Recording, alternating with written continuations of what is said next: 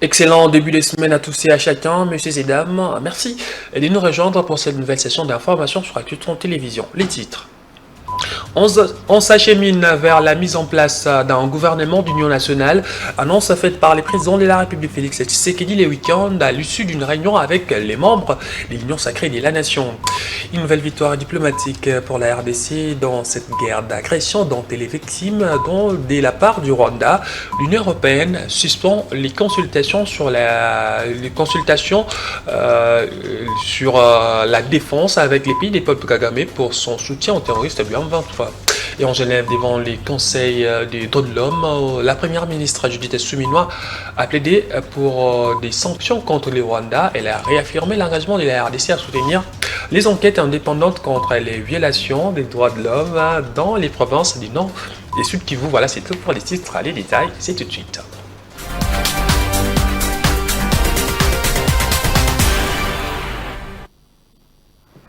Bienvenue à tous, si vous nous rejoignez. La situation était tendue dans l'avant-midi de ce lundi à Lista où des étudiants se sont affrontés avec les éléments de la police nationale congolaise. Ces étudiants ont protesté contre la majoration des frais académiques alors que plusieurs sources avancent un bilan de 3 morts dans ces échauffourées. Le ministère des l'USU précise qu'aucun étudiant n'est mort. Les autorités parlent d'un groupe civique qui aurait attaqué les étudiants.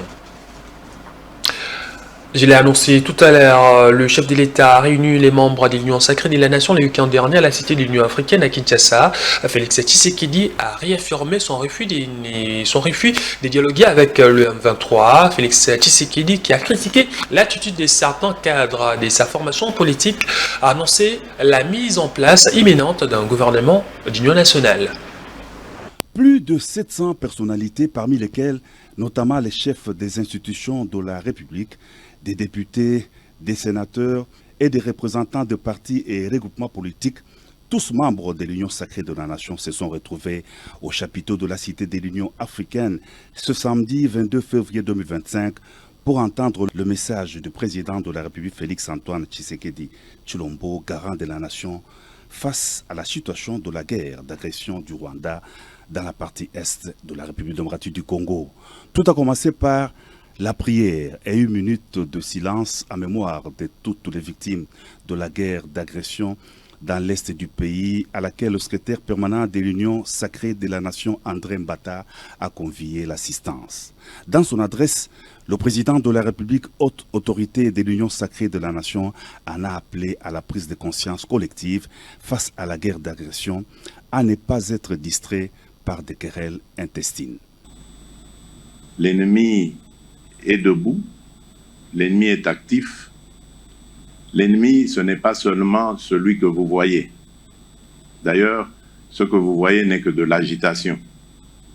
On a pris quelques esprits faibles de nos compatriotes et on les a placés devant pour donner une illusion de quelque chose. Et je peux vous dire ici que cette illusion ne restera qu'illusion.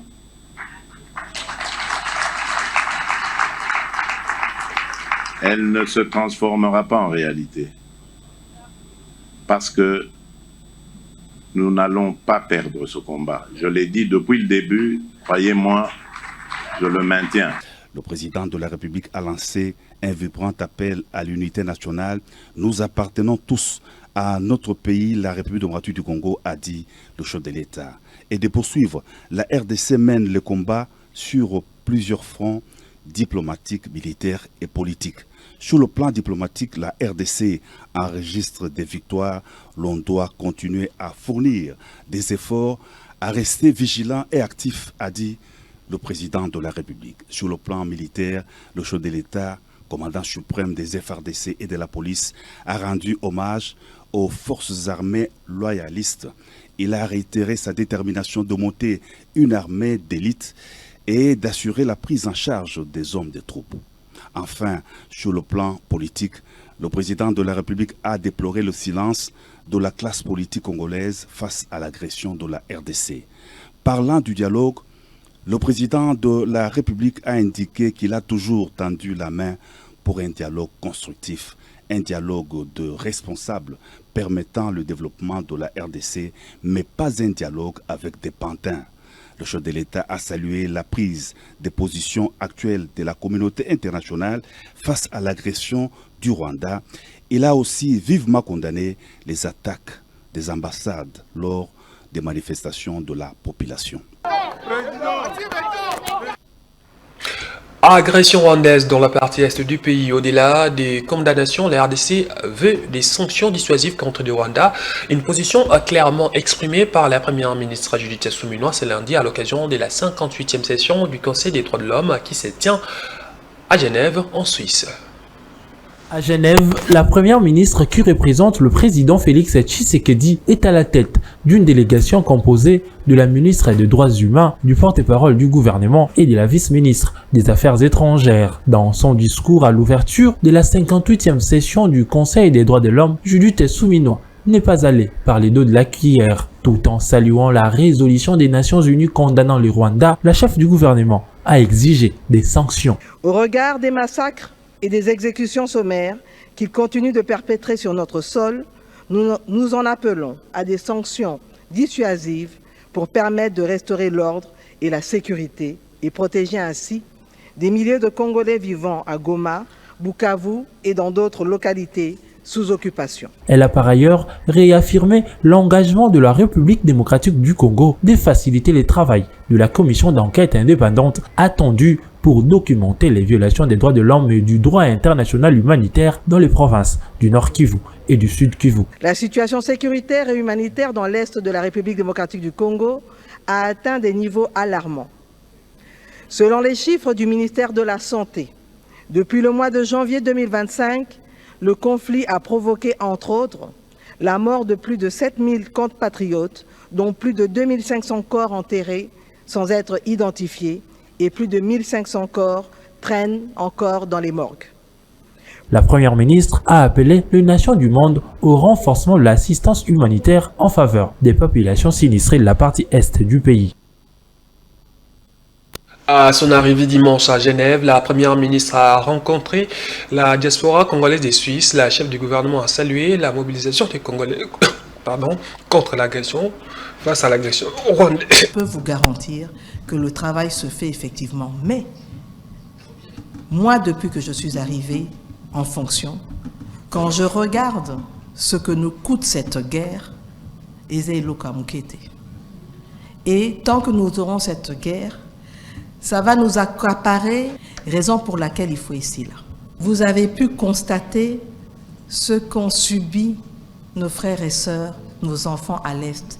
Jusqu'à hier encore, vous avez pu voir des images où des jeunes gens ont été assassinés simplement parce qu'ils ont pu se réunir pour aller prendre un verre. Est-ce que nous pouvons accepter qu'en étant sur notre propre terre, nous soyons complètement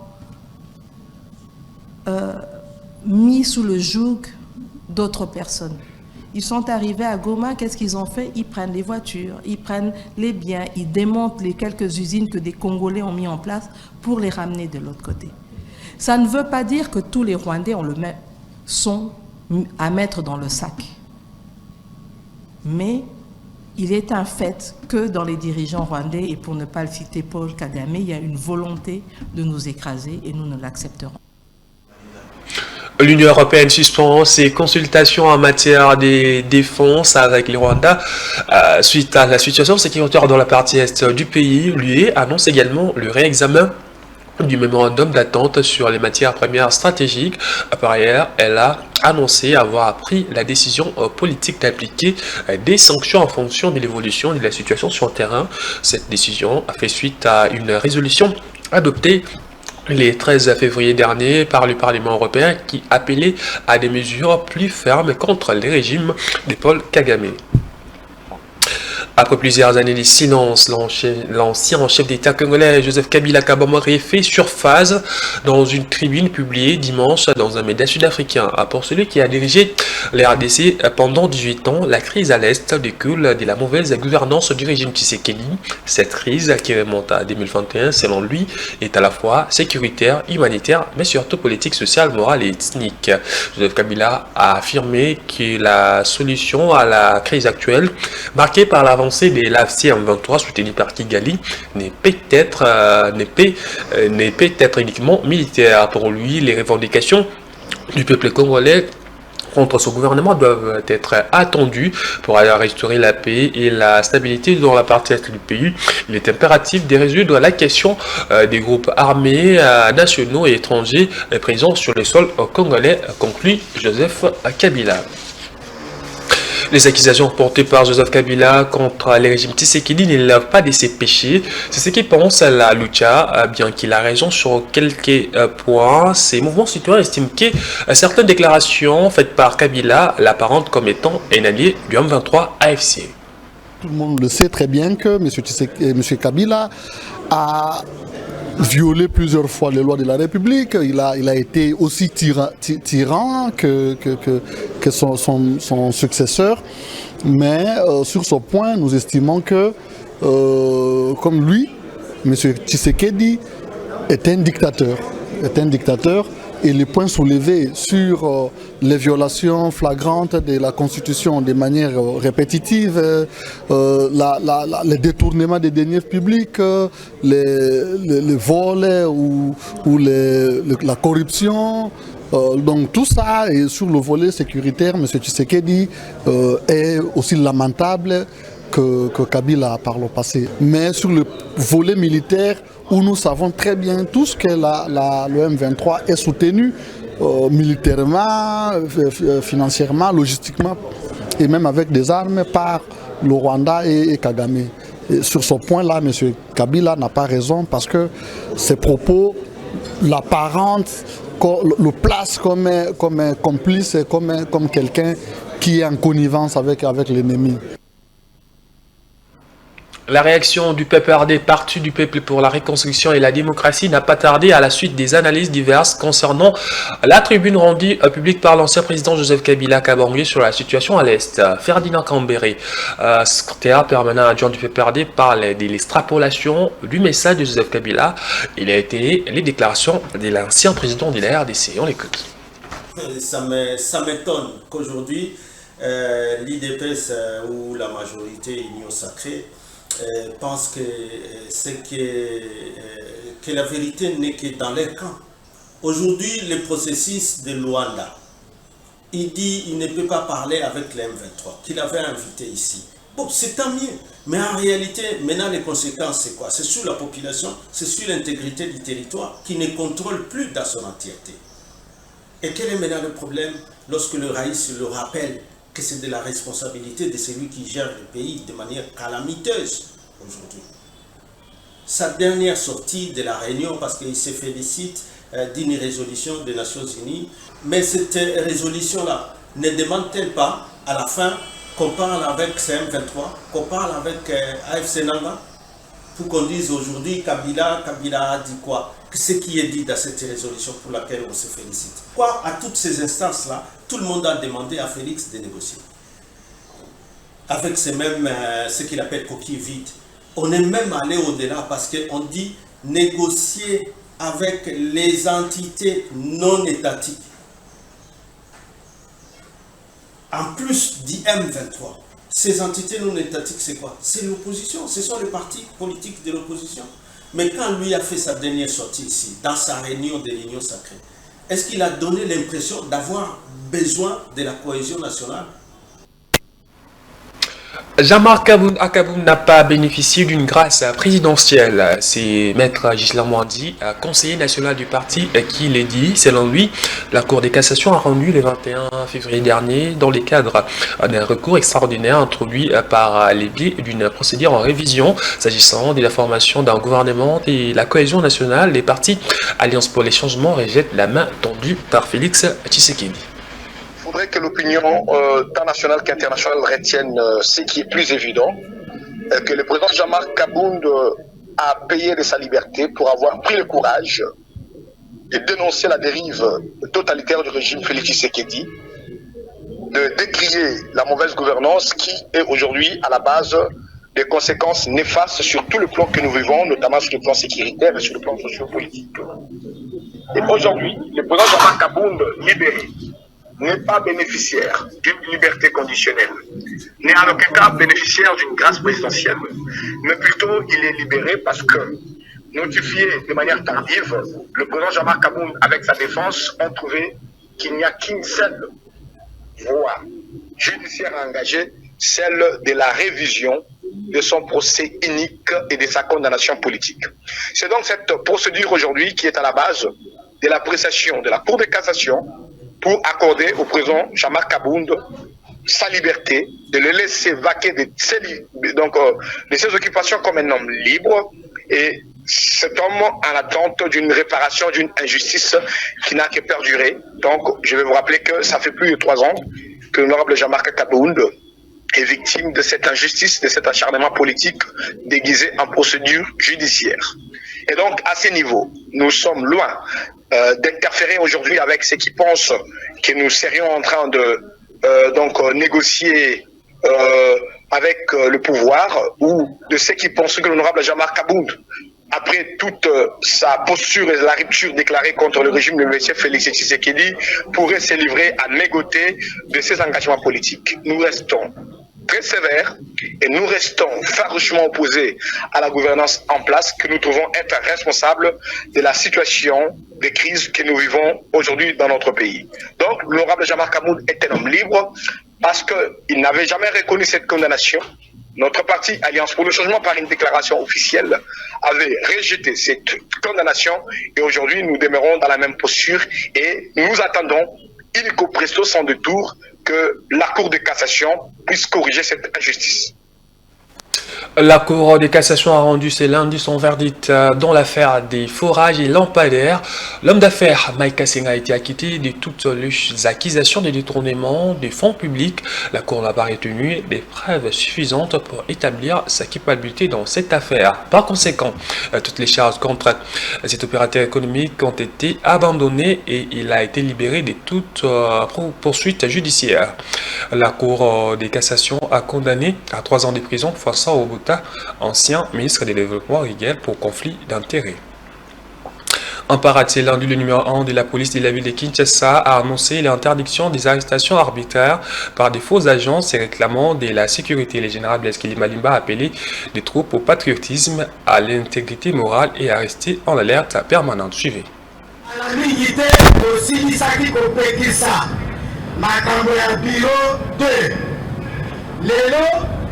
A profité de la psychose pour les alliés dans l'Est pour terroriser la Douala et la Kisake, tout le gouvernement, le pouvoir, les alliés incapables de sécuriser la population. Commandant, il faut travailler sur cet aspect-là. Aujourd'hui, un tox est outil. Esika théâtre ya bitumbezali oye na ngorwa obimi biro de ya lokuta oluwe mutuka wana ya jaune bokoti bapolisier na basoda na kati